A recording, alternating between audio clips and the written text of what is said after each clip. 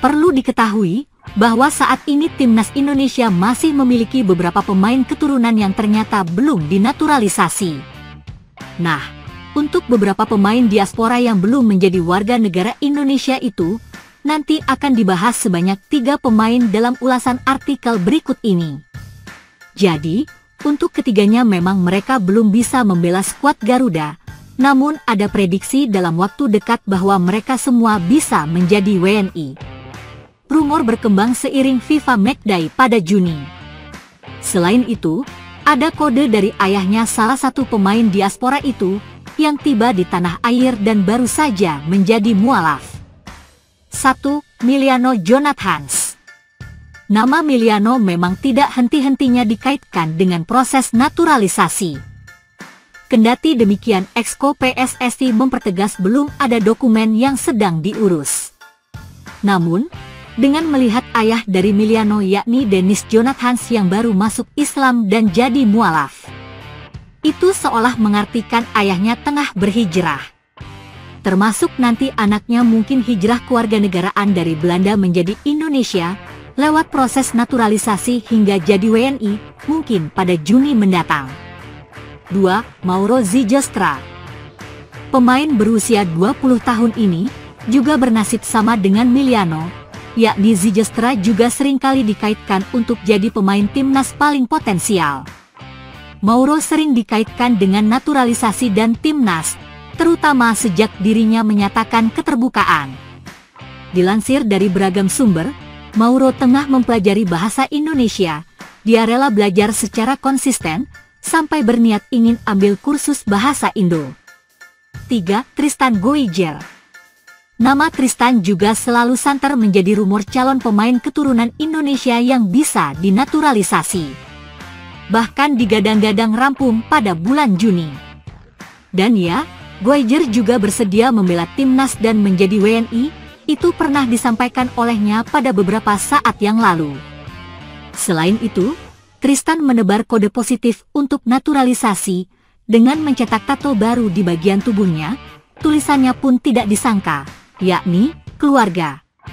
Akhir kata, ketiga pemain dari daftar di atas, baik Miliano, Mauro, Tristan, mereka merupakan contoh dari rumor pemain keturunan yang bisa dinaturalisasi. Terlebih melihat banyaknya kode yang bertebaran, dan juga memiliki banyak faktor pendukung, misalnya ayahnya Miliano yang tiba-tiba masuk Islam dan menjadi mualaf. Dunia sepak bola Indonesia belakangan diramaikan dengan kehadiran pemain-pemain baru hasil naturalisasi, dan salah satu nama yang mencuri perhatian adalah Miliano Jonathans. Pemain muda berbakat ini dianggap sebagai salah satu aset berharga untuk masa depan timnas Indonesia, terutama dengan ambisi besar seperti lolos ke Piala Dunia. Lahir di Belanda dengan darah Indonesia dari sang ibu, Miliano Jonathans adalah contoh sempurna dari pemain diaspora yang bisa memperkuat skuad Garuda. Meski belum resmi menjalani proses naturalisasi, Miliano Jonathans menjadi harapan baru para penggemar untuk berduet dengan Ula Romeni. Karir sepak bola Miliano Jonathans dimulai di Akademi Vitesse Youth, klub yang dikenal sebagai tempat berkembangnya bintang-bintang muda Eropa. Di sana, dia belajar banyak tentang permainan modern dan teknik tinggi, sesuatu yang bisa menjadi keunggulannya jika suatu hari bermain untuk timnas Indonesia.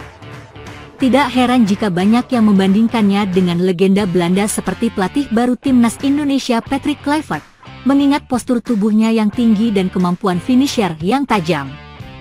Meski masih muda, potensinya sudah terlihat sejak dini.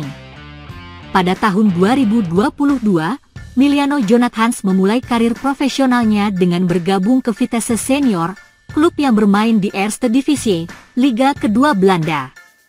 Ini adalah langkah penting baginya untuk mendapatkan menit bermain dan pengalaman di level senior. Sebagai calon pemain naturalisasi, dia memiliki pilihan untuk membela Indonesia atau Belanda di level internasional. Namun, dengan semakin gencarnya program naturalisasi PSSI, harapan besar tertumpu padanya untuk suatu hari mengenakan jersey merah putih. Bakat Miliano Jonathans tidak hanya terlihat dari statistiknya, tapi juga dari gaya bermainnya yang atletis dan cerdas. dia bisa beroperasi sebagai penyerang tengah maupun sayap sesuai informasi yang diperoleh lewat halaman resmi Transfermarkt. Memberikan fleksibilitas bagi pelatih timnas Indonesia jika suatu hari dia dipanggil. Dengan tinggi badan sekitar 185 cm, Emiliano Jonathans juga menjadi ancaman serius jika Indonesia berada di bola mati. Sebuah aset berharga mengingat Indonesia sering kesulitan mencetak gol dari situasi set piece. Jika dia terus berkembang, bukan tidak mungkin namanya akan bersinar di Piala Dunia suatu hari nanti. Proses naturalisasi Emiliano Jonathans sebenarnya sudah menjadi pembicaraan hangat di kalangan pecinta sepak bola Indonesia. PSSI disebut-sebut sedang memantau perkembangannya, dan jika semua berjalan lancar, dia bisa segera memperkuat Garuda dalam waktu dekat. Jika dibandingkan dengan beberapa pemain diaspora lain, Emiliano Jonathans memiliki keunggulan karena usianya yang masih sangat muda, artinya dia bisa menjadi tulang punggung tim selama bertahun-tahun ke depan. Tantangan terbesar bagi Jonathans saat ini adalah konsistensi. Bermain di Eropa, apalagi di level kompetitif seperti Eredivisie, bukanlah hal mudah. Namun, jika dia bisa terus meningkatkan performa, bukan tidak mungkin klub-klub besar akan meliriknya. Jika itu terjadi, timnas Indonesia akan mendapatkan penyerang berkualitas yang bisa menjadi ujung tombak di ajang besar seperti Piala Dunia. Jeda internasional Juni menjadi angin segar bagi timnas Indonesia. Setelah mengalami keterbatasan waktu di jeda Maret, kali ini Patrick Kluivert berpeluang menggelar pemusatan latihan lebih lama. Pada jeda Maret lalu, timnas Indonesia hanya memiliki 2 hari latihan sebelum menghadapi Australia di kualifikasi Piala Dunia 2026. Hasilnya, skuad Garuda menelan kekalahan telak 1-5. Namun, setelah mendapat waktu persiapan lebih panjang sebelum melawan Bahrain, tim berhasil meraih kemenangan tipis 1-0 di Stadion Utama Gelora Bung Karno. Kali ini, jeda internasional Juni akan digelar setelah kompetisi klub rampung. Hal ini memungkinkan Kluivert memanggil para pemain lebih awal dan menggelar persiapan lebih matang. Liga 1 2024 hingga 2025, misalnya, dijadwalkan menutup musim pada 24 Mei.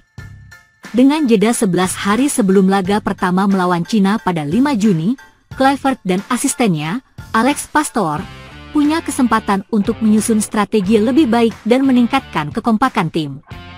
Tidak hanya dari Liga 1, beberapa pemain yang berlaga di luar negeri juga memiliki waktu yang cukup untuk bergabung dengan timnas Indonesia. Nathan Kuaon, Swansea City, Ula Romeni, dan Marcelino Ferdinand, Oxford United, akan menyelesaikan musim mereka di divisi Championship pada 3 Mei, kecuali bagi tim yang lolos playoff promosi. Di Italia, Serie A yang menjadi tempat berkarir Jay Idzes bersama Venezia akan berakhir pada 25 Mei.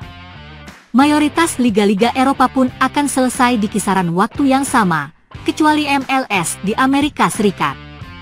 Martin Paes yang bermain untuk FC Dallas tetap harus menjalani kompetisi domestik, tetapi klubnya diwajibkan melepas pemain untuk membela tim nasional. Dengan kondisi ini, timnas Indonesia bisa memanfaatkan waktu setidaknya 10 hari untuk melakukan persiapan sebelum laga melawan Cina pada 5 Juni dan Jepang pada 10 Juni. Hal ini sangat kontras dibanding persiapan sebelumnya yang terbilang singkat dan berdampak pada performa tim di lapangan. Patrick Kluivert pun menyambut baik peluang ini. Menurut saya, hasil ini baru awal bagi kami. Kami masih punya lebih banyak waktu dan para pemain semakin bermain baik, ujar Kluivert usai kemenangan melawan Bahrain. Lebih banyak waktu latihan berarti kesempatan lebih besar bagi Kluivert untuk membentuk karakter permainan timnas Indonesia. Para pemain juga memiliki peluang untuk lebih memahami taktik yang diterapkan oleh staf kepelatihan. Dengan persiapan yang lebih matang, harapan untuk meraih hasil positif pada laga-laga berikutnya semakin terbuka lebar. Kini, semua mata tertuju pada bagaimana Kluivert dan tim memanfaatkan momentum ini. Jeda internasional Juni bukan hanya sekadar agenda pertandingan.